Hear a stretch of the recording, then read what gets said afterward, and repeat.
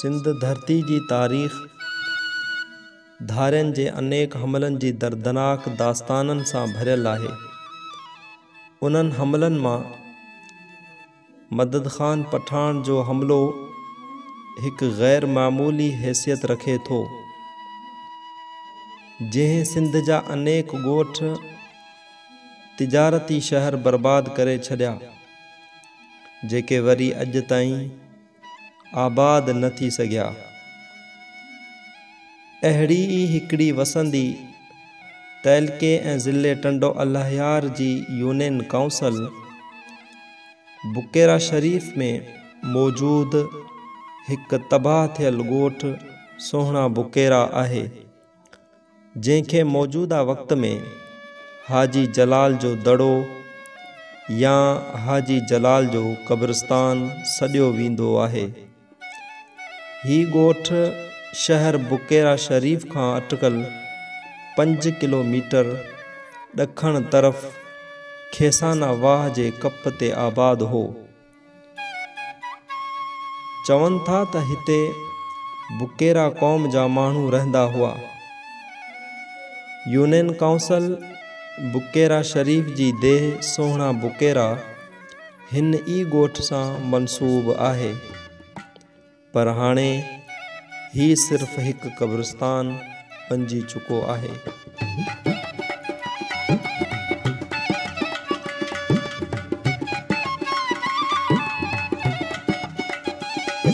निकते हैं सजा निकता है। पुरानी शे ये पुरानी है, ठीक है, ये पुरानी है, वो जो पुराना नजर है ये पुराना है, ठीक है, पर वो है यो। जॾहिं असां हिते विज़िट लाइ पहुतासीं त असांखे जिते किथे पुराणा ठिकर थाऊं टिड़ियल पखड़ियल नज़र आया। हिते जे मक़ामी माण्हुनि ॿुधायो त हिते जॾहिं बि मैयत जी तदफ़ीन लाइ खोटाई कई वेंदी आहे त हितां थाऊं जा टुकड़ा, जंडनि जा टुकड़ा, सिरूं ऐं पत्थर कसीर तइदाद में निकिरंदा आहिनि।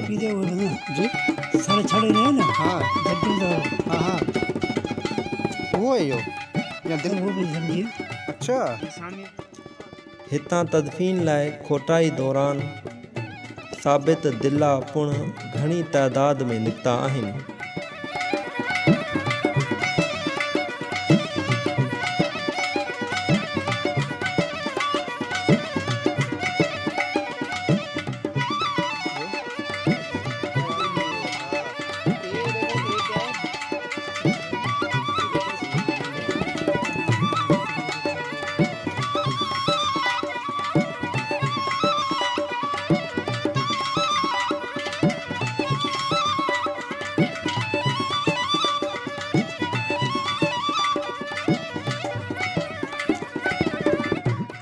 जॾहिं असां जगह जगह टिड़ियल पखड़ियल भगल टुटल थाउनि जो मुआइनो कंदे हाजी जलाल जी मज़ार जे तरफ़ वधियासीं, जेका हिकु दड़े ते आहे, त उते बि भगल टुटल थाउनि जा टुकड़ा, जंडनि जा टुकड़ा, सिरूं ऐं पत्थर घणी तइदाद में टिड़ियल पखड़ियल नज़र आया।